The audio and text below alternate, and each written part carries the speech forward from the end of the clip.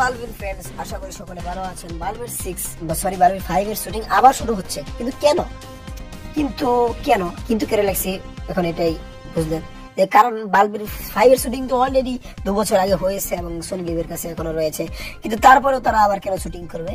তো যতদূর মনে হয়, কারণ এটা টাইম অফ ইন্ডিয়াতে দেবযশী একটা ইন্টারভিউ দিয়েছে, সেখানে বলছে আবার শুটিং হবে, সেখানে 6 বলে না 5। এখন দুইটা কারণ, অথবা বালবির 5 এর একটি প্রোমো শুট করতেছে, শুট করার কথা বলছে, অথবা বালবির 5 আবার যেগুলো শুট হয়েছে সেগুলো বাদ দিয়ে আবার নতুন করে ফ্রেশ এপিসোড দেখাতে চেয়েছে, অথবা অন্য কিছু। তার পরবর্তীতে এখানে কাহিনী আগে বাড়ানোর জন্য নতুন কাহিনী বালবির 5 এই 6 এর কাহিনী ঢুকে 6 পরবর্তী 6 না দিয়ে বালবির 5 নামে পরবর্তী কাহিনী চালানোর চেষ্টা করতেছে।